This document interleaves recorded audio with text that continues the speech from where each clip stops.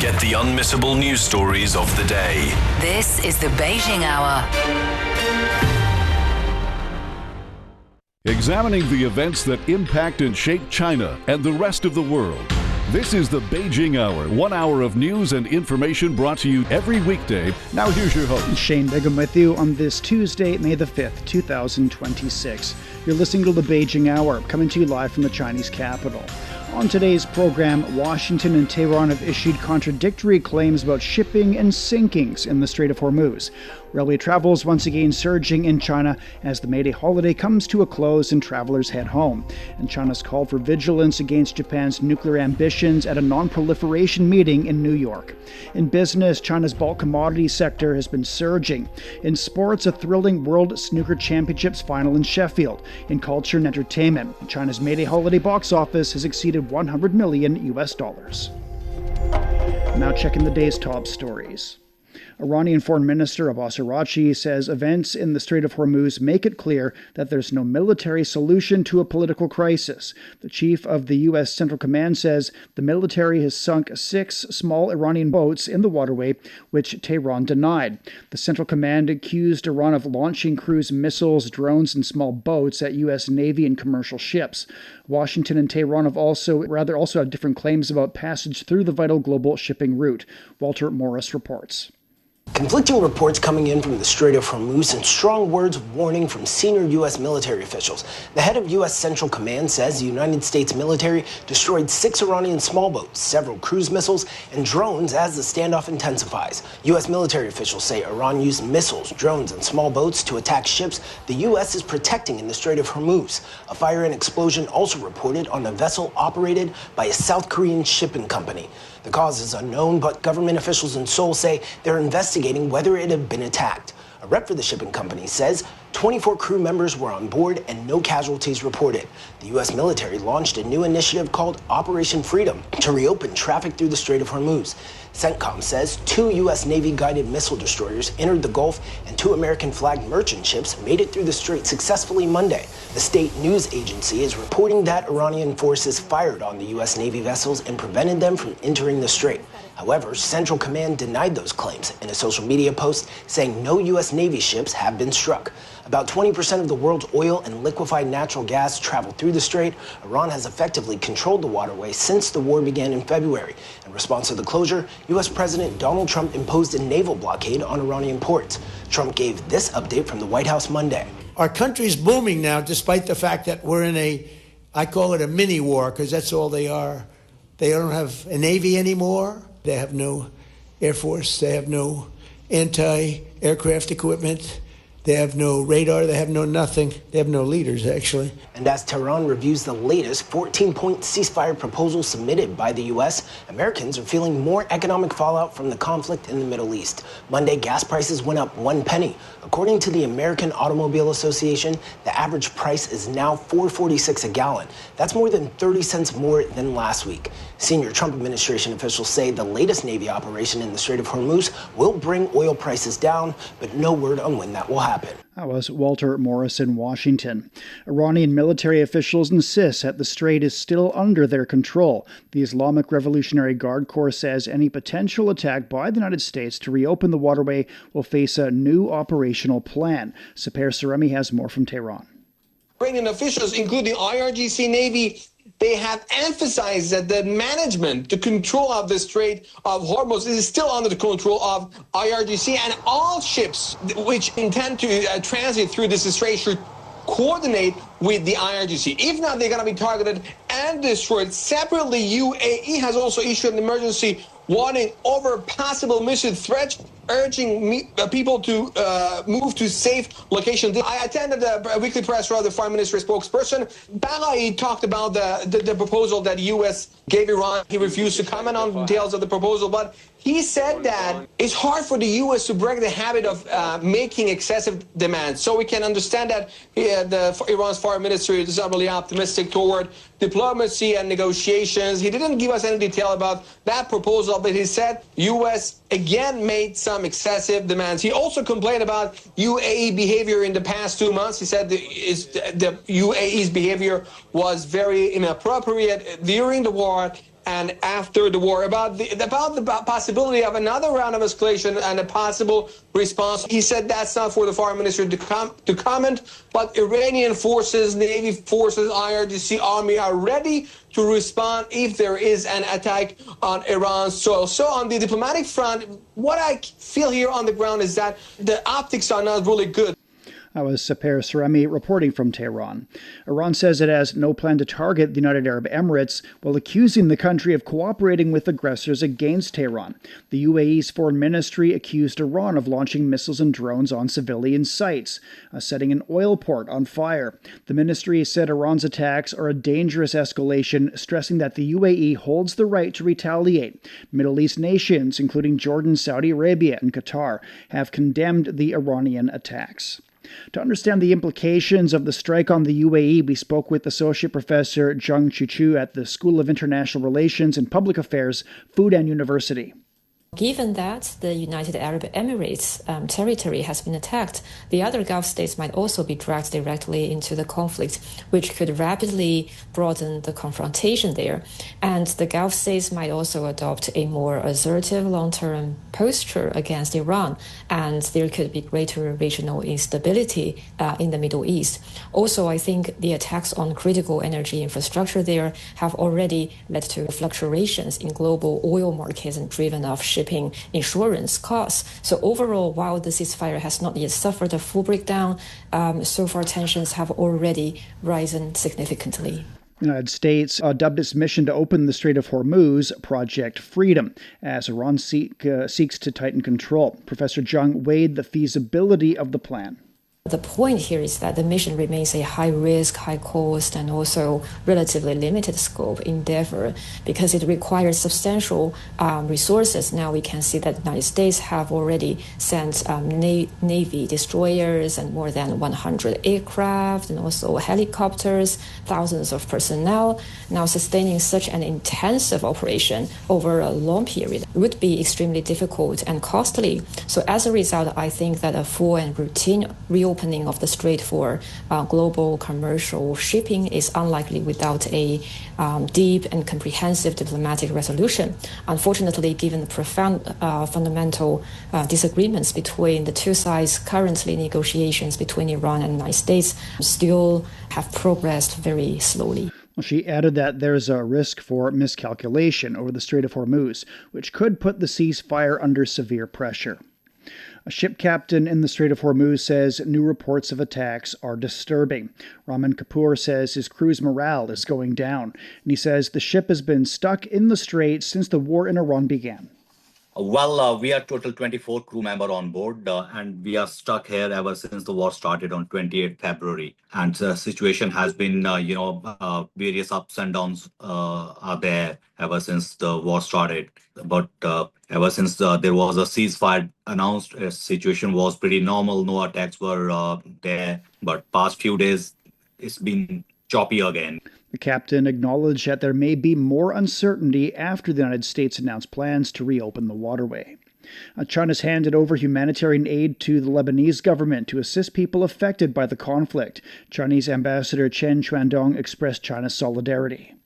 In the past few months, we have watched with deep concern and shock as the ongoing conflict has resulted in heavy casualties and displacement of families in Lebanon.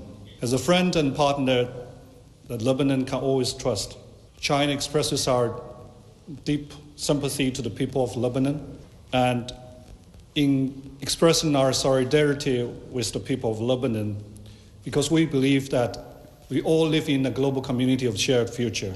He said the aid reflects the long-standing friendship between the two countries, noting that China firmly supports Lebanon in safeguarding its sovereignty, security, stability, and unity, and will continue to provide assistance within its capacity.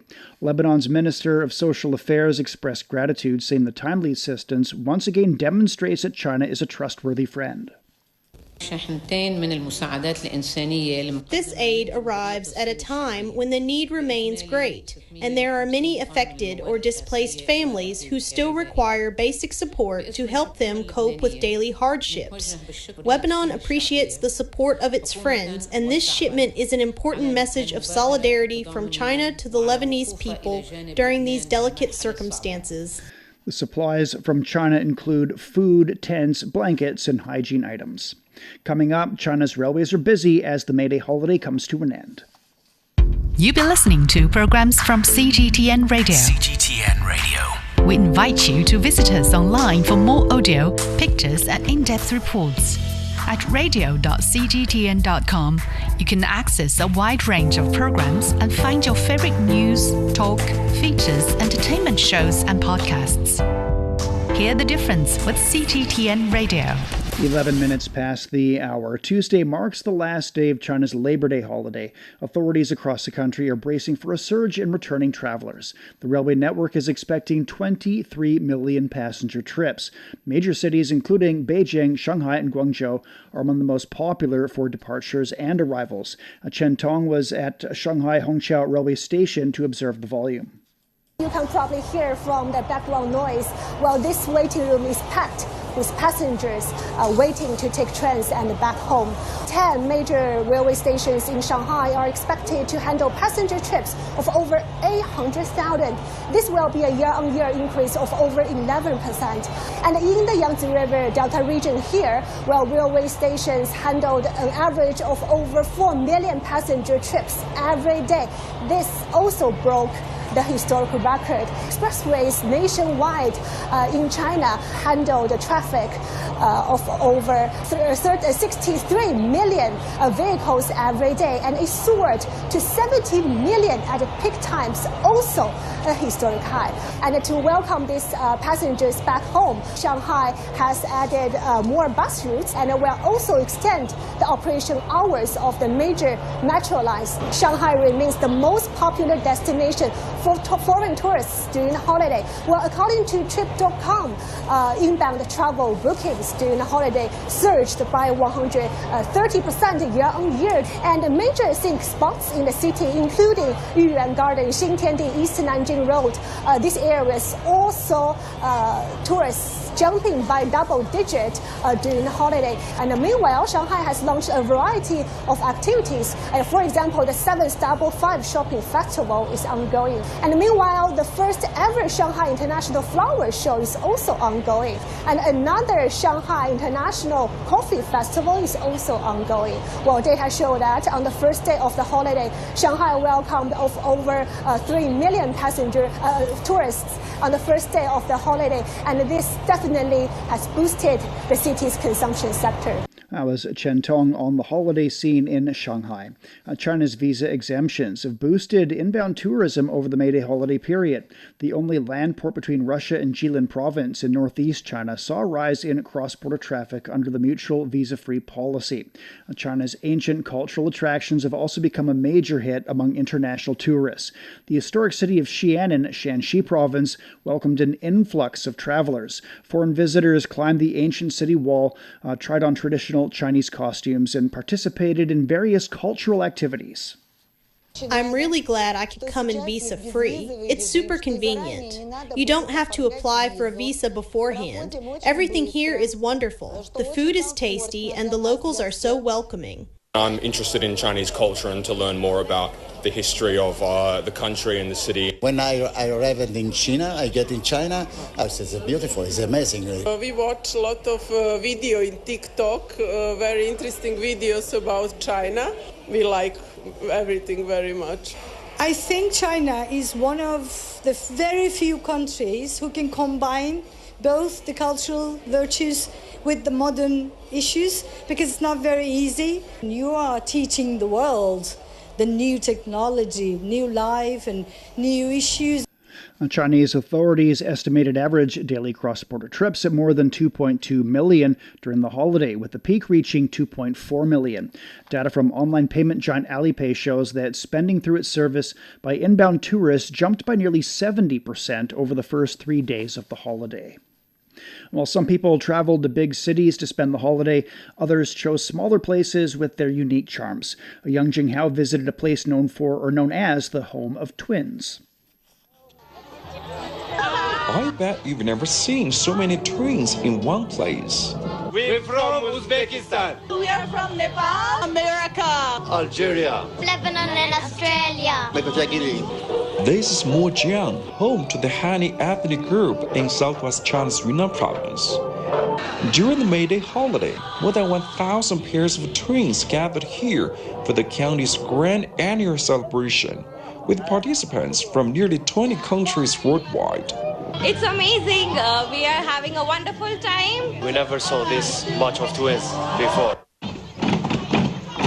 Located along the Tropic of Cancer, Mojiang has long been known for its high rate of twin births, earning it the nickname Home of Twins. This unique natural phenomenon has become the heart of the county's tourism appeal, attracting tourists from across China and beyond. Here in Mojiang, there's something for everyone, not just unique ethnic culture, but also food you will never forget. During major festivals, local families line the streets with the long rows of tables, gathering together to share food, music, and laughter. This year, around 1,000 tables were set up, offering visitors a closer look at distinctive Han cuisine and centuries-old traditions. Big cities aren't necessarily what everyone is looking for. The unique charm of small counties, like the twin culture here and the local ethnic traditions, are what really attract us. When we saw the beautiful Hani ethnic costumes, we were really drawn to them. The Mojiang Hani people have welcomed us with smiles and with claps and with pictures, and we want to come next year. With the development of signature cultural events, Mojiang has seen a steady rise in tourism in recent years, with the visitor numbers growing from 2 million in 2021 to about 6.5 million last year.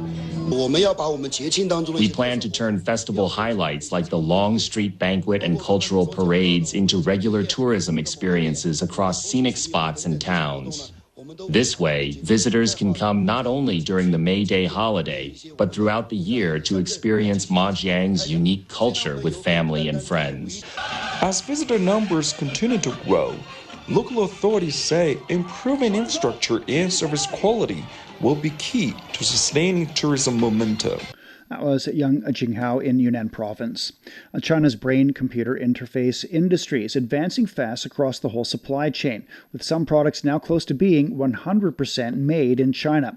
Momentum is driven by three things: leading research institutions, expanding clinical resources, and coordinated government planning. Wang Seheng has more.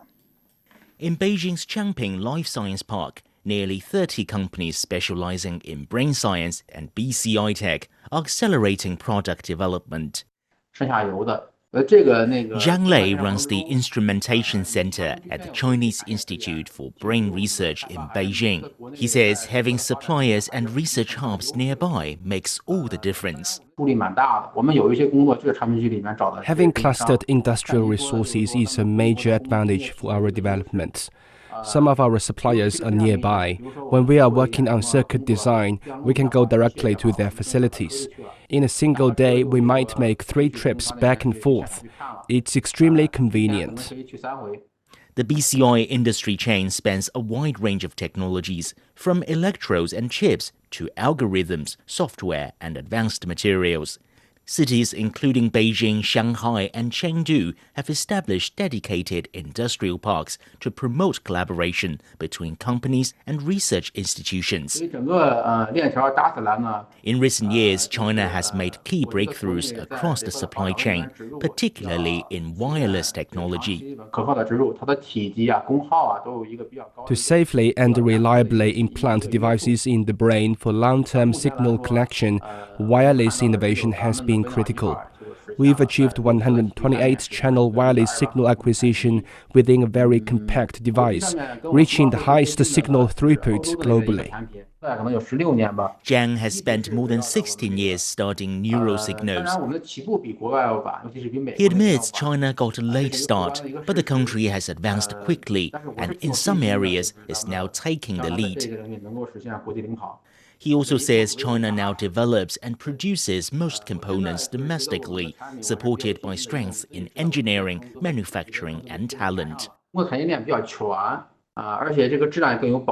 China has lower engineering and production costs, a highly complete supply chain, and easy access to reliable suppliers. In addition, we now have a large pool of highly skilled talent. All of this enables faster product development and iteration. Alongside technological progress, China is also working to establish a dedicated ethical and regulatory framework for BCI, an area where many countries are still adapting existing rules. This top-down approach aims to streamline the last mile of innovation, strengthening coordination between regulators and industry experts to ensure safe and effective clinical application. Xie Jue, Assistant General Manager at New Cyber Neurotech, is involved in drafting expert consensus and industry standards.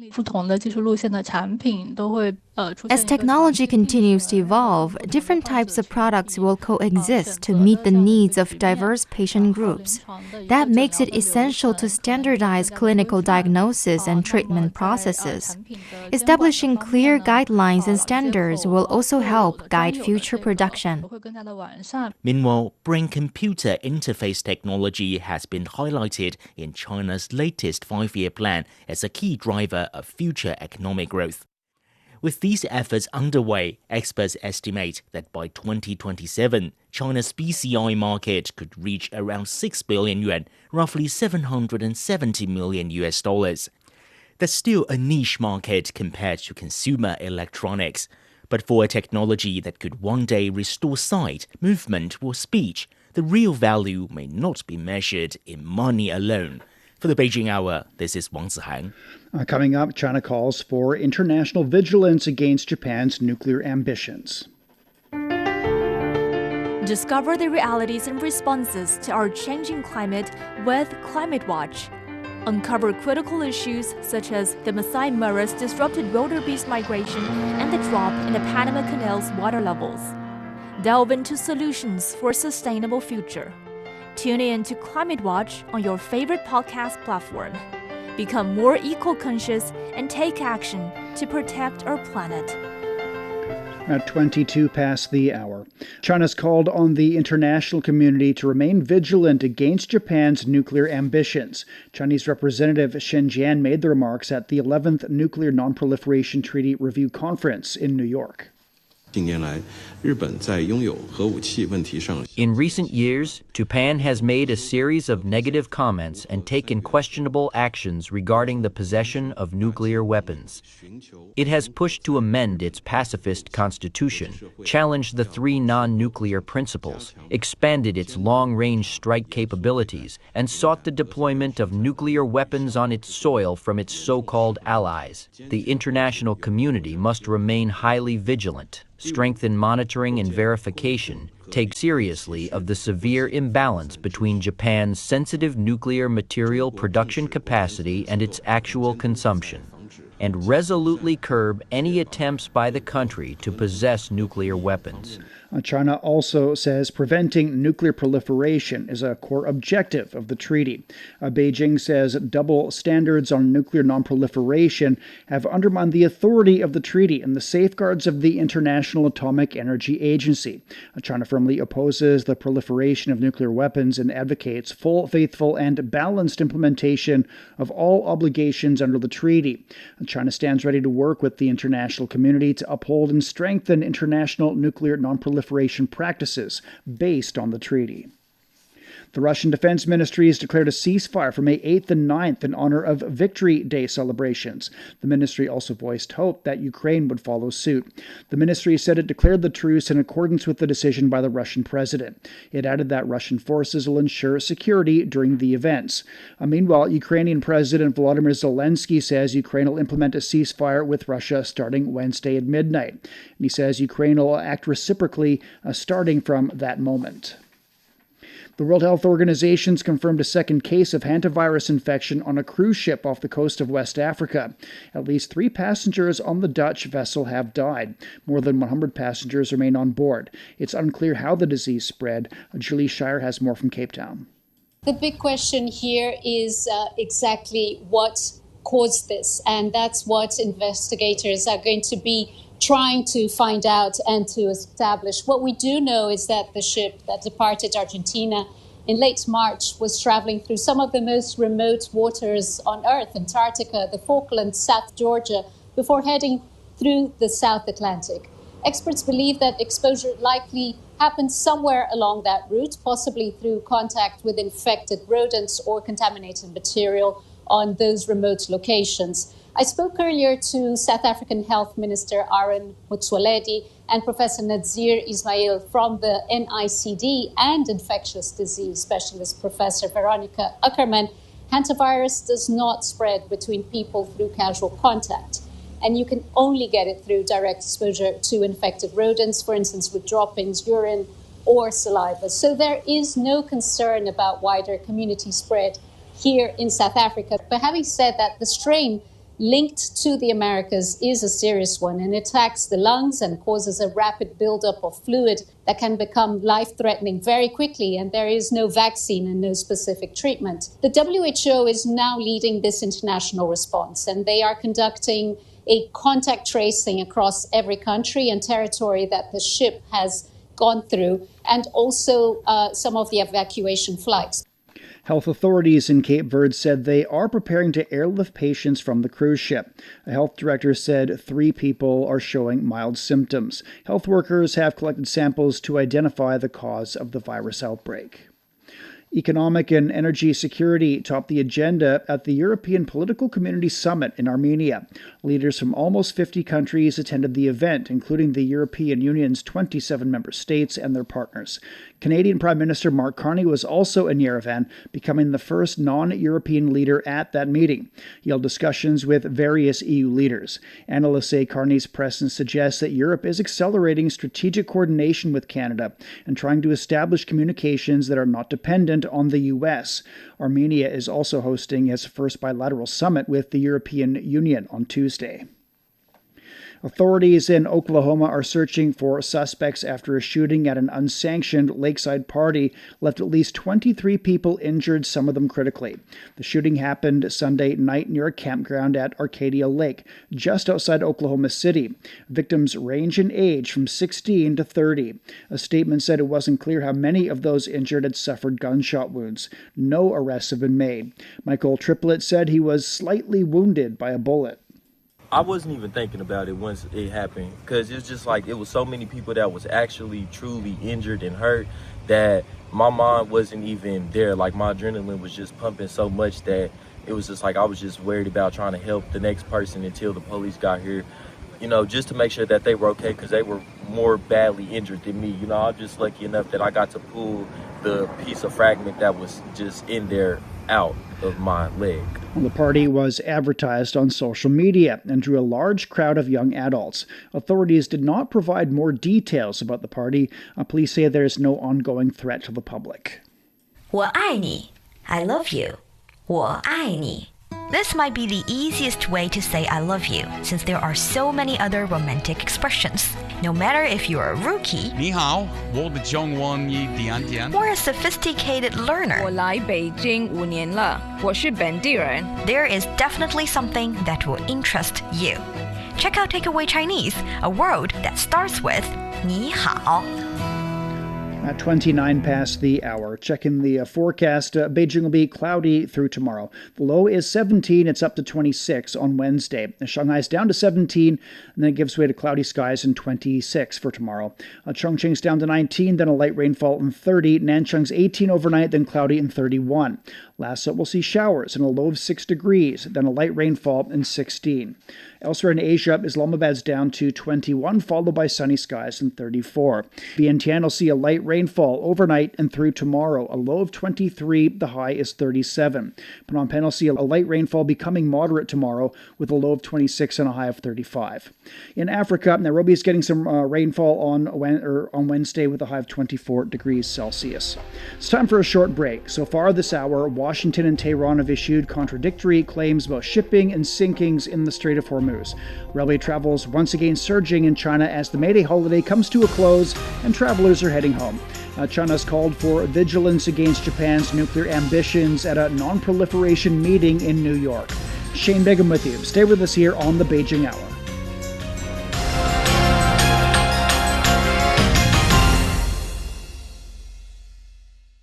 From the refreshing cup of tea that starts your morning to the paper that you write on, the roots of many familiar parts of modern life can be traced back to ancient ideas. Join us on Made in Ancient China and discover how ideas born millennia ago became some of the world's greatest treasures. Made in Ancient China brings you stories of human ambition, inspiration, and connection. Now available on all major podcast platforms. Shh, listen up. Can you hear the heartbeat of our world? It's vibrant and pulsating with the essence of life itself. From the stem of trees to the gurgle of rivers. From the silent strength of mountains to the icy whispers of glaciers. Even the solid ground beneath our feet. Right there, in the midst of all, beats the heart of humanity. What if those other heartbeats were to stop? Would ours keep on ticking? Examining the events that impact and shape China and the rest of the world. This is the Beijing Hour, 1 hour of news and information brought to you every weekday. Now here's your host, Shane Bigham with you on this Tuesday. Still to come. In business, China's bulk commodities sector has been surging. In sports, a thrilling World Snooker Championships final in Sheffield. In culture and entertainment, China's May Day holiday box office has exceeded $100 million. To contact us, you can email radio@cgtn.com or follow our X account @CGTN Radio. But now with the check of the day's headlines, here's Tianyu. Thank you, Shane. An explosion at a fireworks factory in central China has left at least 26 people dead and more than 60 others injured. The blast happened Monday afternoon in Liuyang, Hunan province. Local authorities have dispatched about 1,500 personnel for emergency operations, search and rescue, and medical treatment. Officials say the on-site search and rescue work has basically finished. Police have detained the person in charge of the company. Changsha Mayor Chen Bo-jiang says the next priority is treating the injured people. Chen also vowed to carry out an in-depth and penetrating investigation and verification and ensure that no fact is obscured and no issues are avoided. Danish media citing a Maersk statement say a U.S.-flagged vehicle carrier operated by the shipping company safely transited the Strait of Hormuz on Monday.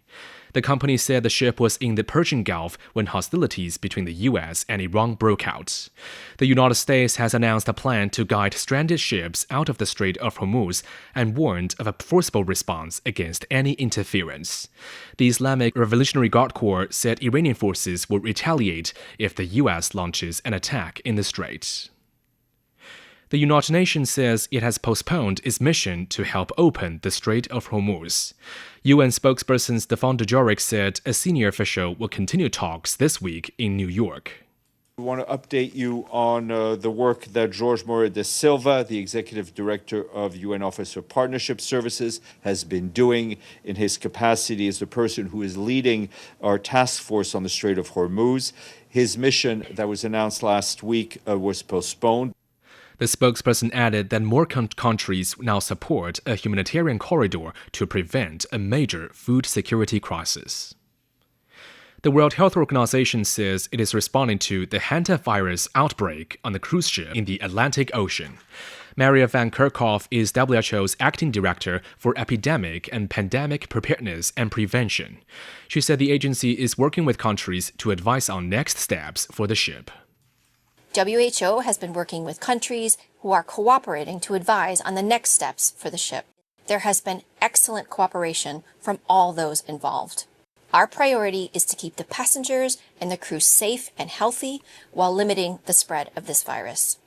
As of May the 4th, 6 suspected cases have been reported, including 3 deaths. 1 patient is in intensive care in South Africa. 2 others remain on board and will be evacuated to the Netherlands. About 150 people are on the ship, which is stationed off the coast of Cape Verde. Cape Verdean health authorities said they were preparing an air evacuation of patients from the cruise ship. Passengers have been asked to stay in their cabins as disinfection is carried out. The WHO says the overall public health risk is considered low. Hantaviruses are carried by rodents. Police in Shenzhen are using 24-hour drone patrols to boost security during the Chinese Super League season. The Shenzhen Sports Center attracts over 10,000 fans per match, causing heavy crowds and traffic. Before each game, Officer Wang Yiyuan and his team launches drones more than 100 meters above the stadium. Their roles include piloting, monitoring, and coordinating with ground police. During a recent match, a drone detected a crowd buildup at the stadium's only exit. Officers issued warnings within minutes. The crowd safely dispersed, preventing a possible stampede. And finally, government data shows that Japan's population of children under 15 years old has shrunk to a record low, estimated at 13.3 million. The decline has continued for a 45th year despite measures including expanded financial support for child-rearing households. The ratio of children under 15 in the total population fell by 0.3 points from a year earlier to 10.88%, also the lowest since comparable data became available in 1950. According to a United Nations survey, Japan ranks second lowest in the proportion of children among 38 countries with populations of 40 million or more. South Korea recorded the lowest figure at 10.2%. All right, thank you very much. That's Tian Yu with headlines. You're listening to the Beijing Hour. And coming up in business, China's bulk commodities sector has been surging. The Beijing Hour, your window on China and the rest of the world. 37 past now. Stock markets on the Chinese mainland are closed on Tuesday because of the Labor Day holiday. But in Hong Kong, the Hang Seng Index dropped almost 0.8%. In Japan, the Nikkei gained nearly 0.4%. China's bulk commodity price index stood at 132.1 in April. That's up over 20% on a yearly basis. According to the China Federation of Logistics and Purchasing, the index continued its upward trend, with the growth rate narrowed from the previous month.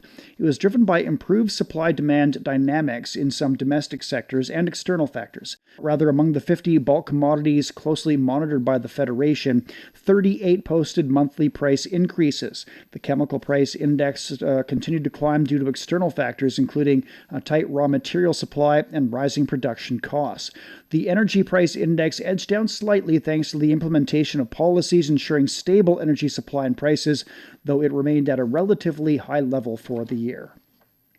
The third phase of this year's Canton Fair in Guangzhou has attracted more than 150 overseas companies, up 16.7% compared to a year ago.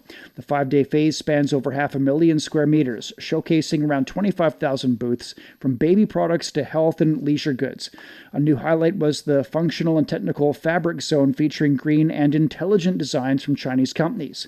China's biggest expo has been matching global buyers and suppliers since 1957. Chinese wig companies exhibiting at the third phase of this year's Canton Fair have been receiving increasing orders from overseas purchasers. It's a very good material. It's my first time trying to use a wig. I think that it's very good. To be honest, the virgin hair, the non-processed hair, is pretty good quality. The enterprises say they've secured more than 100 tentative orders, and many of their exhibits have already sold out. They've also exchanged contact information with a large number of customers who plan to visit the factories after the fair. China's wig industry accounts for nearly 80% of the global market share. It's the world's largest wig manufacturing and export base, with the most complete industrial chain and strongest competitiveness. Hainan Island has leveraged its unique natural resources to become a world-class tourism destination.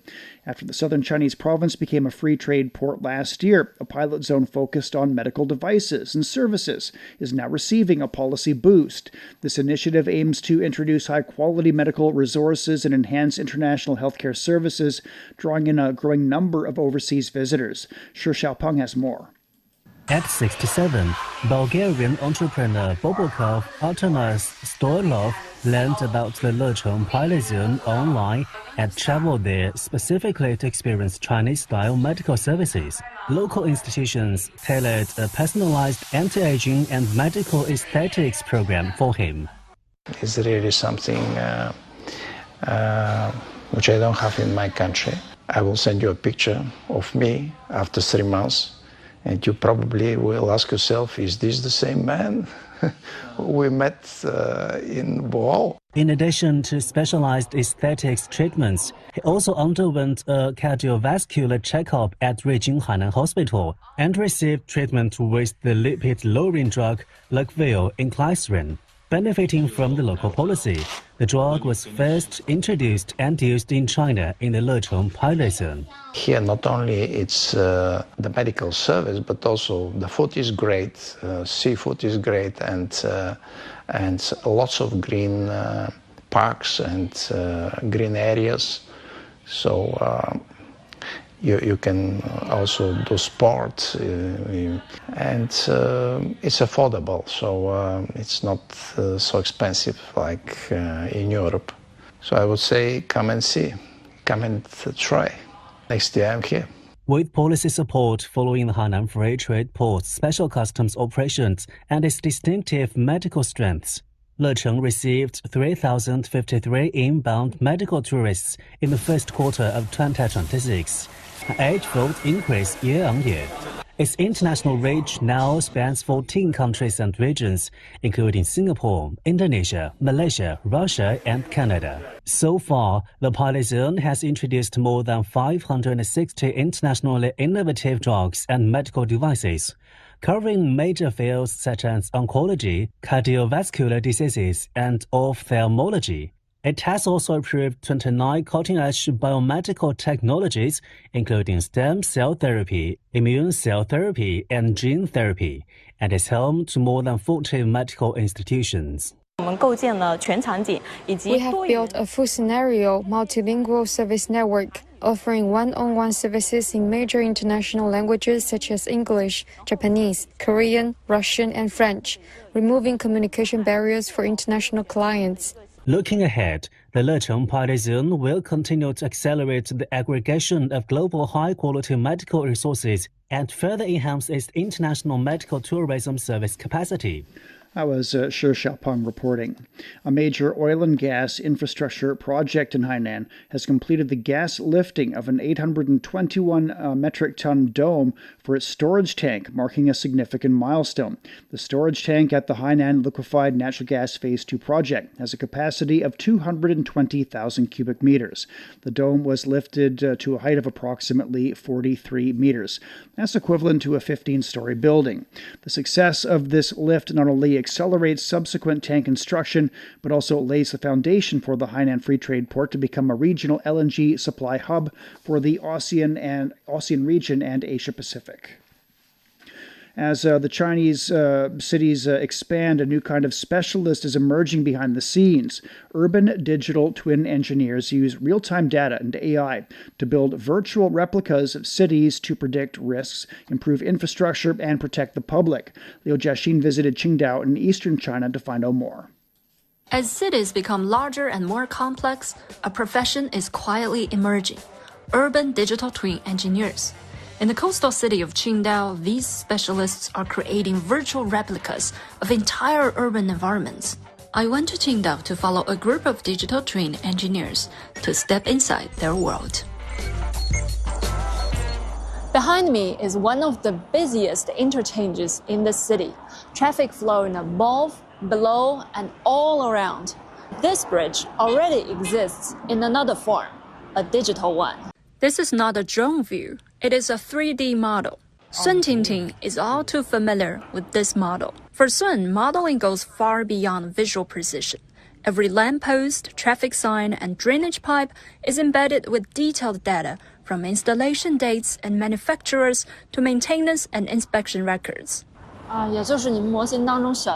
So even something as small as a boat is recorded? Yes. With detailed data, we can support bridge operations. For example, if drainage pipes show signs of aging, the system can issue an early warning before failure occurs, allowing replacement in advance. Zhu Yuanling, the team's chief architect, was out there surveying the site with Sun. More than the day-to-day tasks, he really understands why building a digital twin for a bridge matters. There are two major risks of bridges: insufficient load-bearing capacity and overturning risk. When heavy trucks pass, we analyze structural stress and deflection in real time and compare actual data with theoretical models. If the data doesn't match, there may be risk. Sun Tingting and Zhu Yuanling work in a fast-growing field, digital twin city engineering. And it means much more than just surveying and modeling.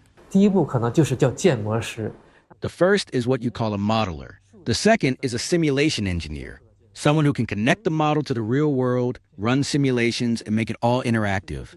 And the third is a prediction engineer. That means using the simulation process from the physical world to the virtual world to actually predict what's going to happen in the future. China's digital twin solutions market has grown from 4.1 billion yuan in 2020 to 14.9 billion yuan in 2024 and is projected to reach nearly 70 billion yuan by 2029. As the sector expands, the role of the digital twin engineer is evolving rapidly, building invisible layers of protection beneath the city's surface. That was Liu Jiaxin reporting.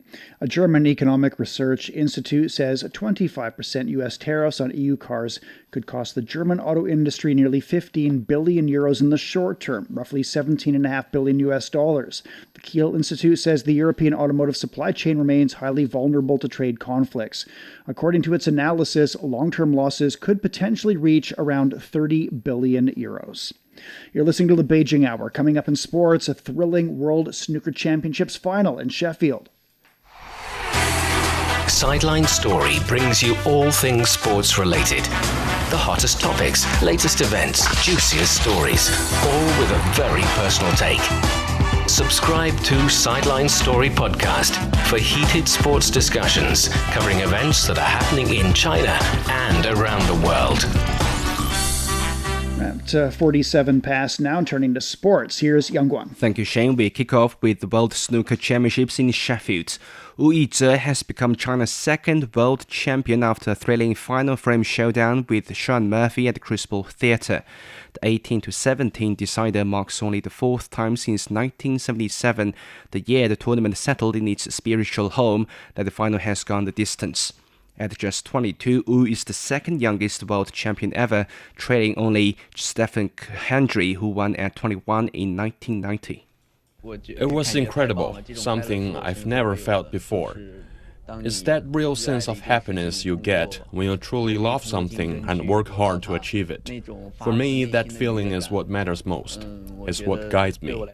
Wu raced to a 3-0 lead, but Murphy fought back to tie the first session at 4-all. Wu then pulled ahead 10-7 with breaks of 103, 89 and 91, only to see Murphy storm back with 5 straight frames. Taking control once more, Wu led 13-12 going into the final session. In the dramatic 32nd frame, Murphy notched the highest break of the final, 131 points, to level at 16-all, turning the decider into a best-of-3 shootout. Wu sealed the championship by sinking a tricky middle pocket red and finishing with a break of 85. His victory followed the triumph of compatriot Zhao Xintong, who was crowned world champion last year. Now switching to London, China's women's team stormed into the last 16 at World Team Table Tennis Championship finals with a 3-1 win over Poland. Sun Yinsha set the tone early, dominating Susanna Wilgos in straight sets. Kuan Man looked unstoppable against Natalia Barjor, taking the first set 11-3, but Barjor fought back fiercely, claiming the next 3 sets to level the tie. Wang Man-yu then stepped up, restoring China's lead with a commanding win over Katarzyna Wiegensen. In the clash of top singles players, Sun sealed victory with an emphatic 11-2, 11-3, 11-5 triumph over Barjor. China will next face Sweden. In the NBA, the Minnesota Timberwolves pulled off a stunning 104-102 upset over second-seeded San Antonio to open the Western Conference semifinals. Anthony Edwards returned from 9-day absence due to a knee bone bruise, giving Minnesota a boost. Newly crowned NBA Defensive Player of the Year Victor Wembanyama muscled his way to 12 blocks, a record in a postseason game. Though Wembanyama shined defensively, he had just 6 points and went 0 of 5 from the three-point line in the first 24 minutes. Wembanyama still trails all-time single-game blocks records. Elmore Smith had 17 in 1973, while Manute Bol and Shaquille O'Neal each recorded 15. The Orlando Magic has fired head coach Jamal Mosley after a blowout playoff loss in Detroit ended their season.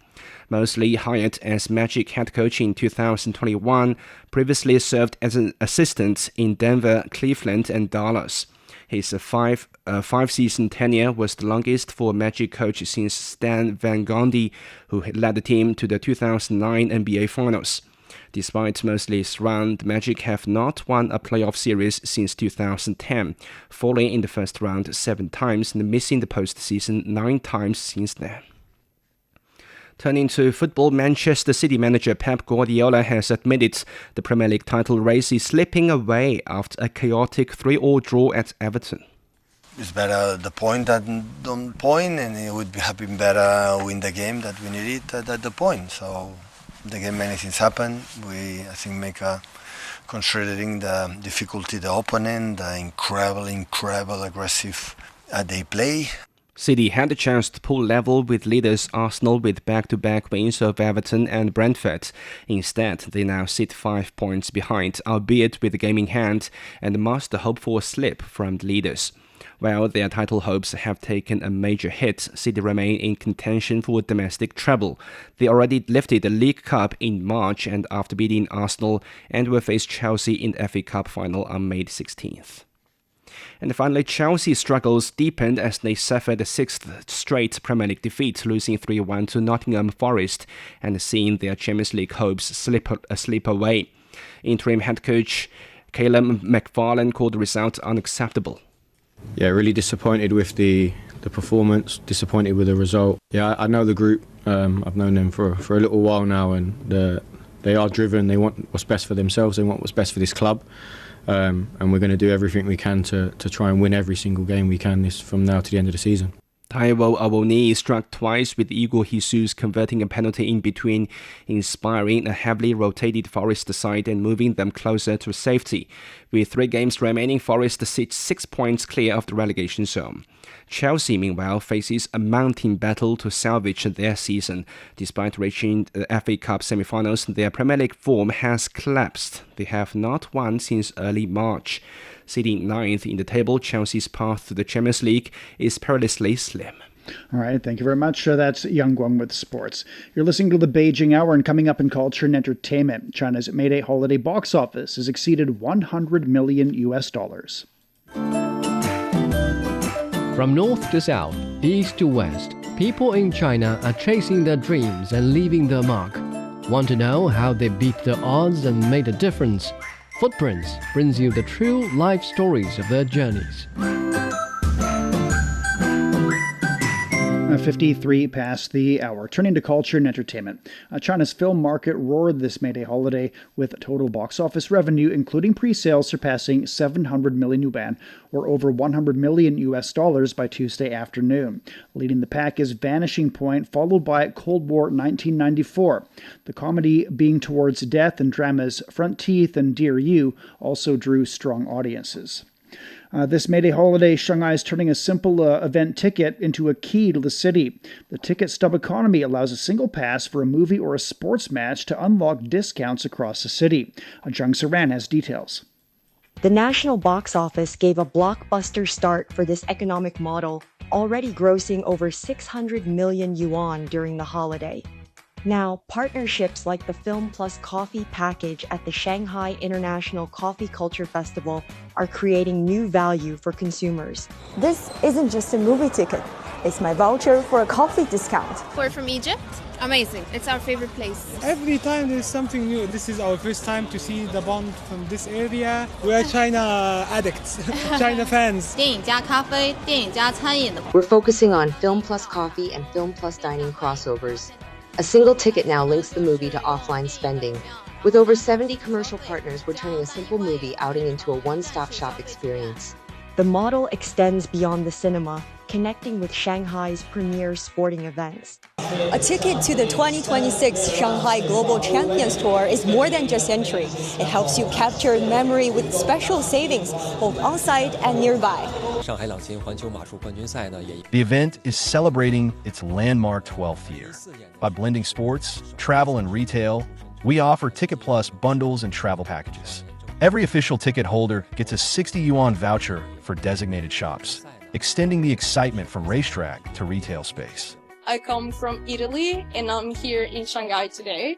I'm a student at the University of Tongji. This is my first time ever coming here, watching the horse compete. They're all so beautiful. The landscape is changing fast from packed stands to packed stables. China is now a leading force in Asian equestrianism. A new generation of riders is stepping up, creating a vibrant and thriving culture for the sport. Here at the Shanghai International Flower Show in Sinan Mansions, the beauty isn't just in the blooms. Admission is free, and it opens the door to a wide range of local discounts. During the May Day holiday, we're hosting nearly 100 market stalls featuring food, crafts, and art. We also have 2 indoor exhibitions and 2 stages offering free musical performances every afternoon for everyone to enjoy the spring vibes. In the iconic store of Sinan Books, readers are invited to take the beauty of the season from the paddle to the page. That was Zheng Saran reporting. Tuesday marks the beginning of summer, the 7th solar term in the traditional Chinese calendar. As temperatures rise, southern China enters its rainy season with frequent thunderstorms, while crops burst into vigorous growth. In ancient times, a round egg symbolized a happy life, and eating eggs on the start of summer was a wish for good health. By boiling eggs with leftover tea, the first tea eggs were born, a delicious tradition which is still enjoyed today. An exclusive IMAX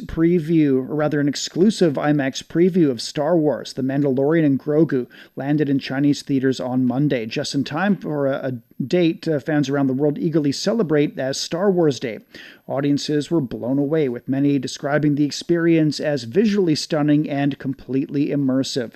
The Mandalorian and Grogu is set to make its full IMAX debut in China on May 22nd, aligning with its North American release.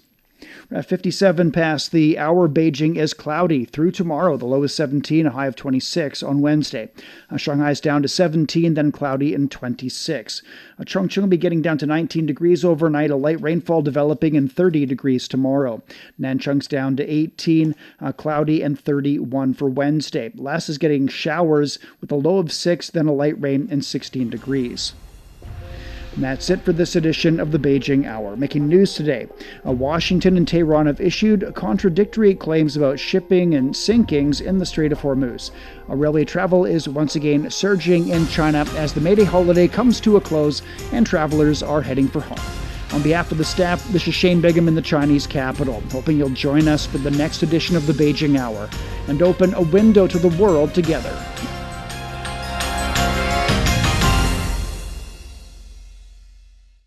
Find the Beijing Hour at precisely 6 p.m. Beijing time.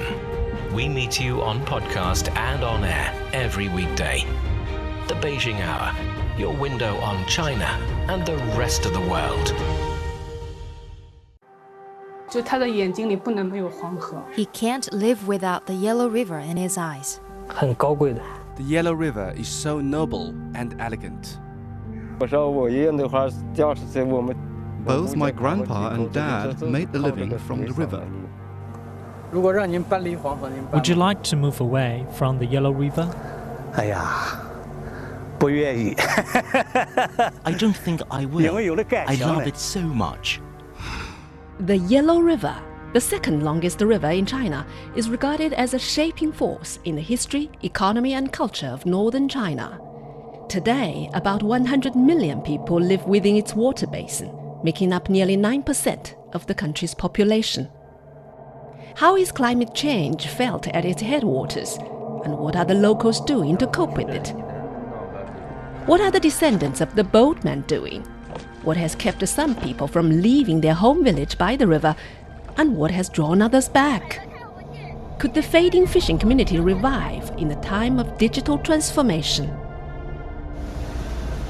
From 2021 to 2024, our reporters visited the upper, middle, and lower reaches of the Yellow River, talked to the herders, farmers, boatmen, fishermen, and eco-activists who share a close bond with the river, and present their stories in pictures, podcasts, and videos, all in our 12-part series, The Yellow River Mosaic, available only on CGTN Radio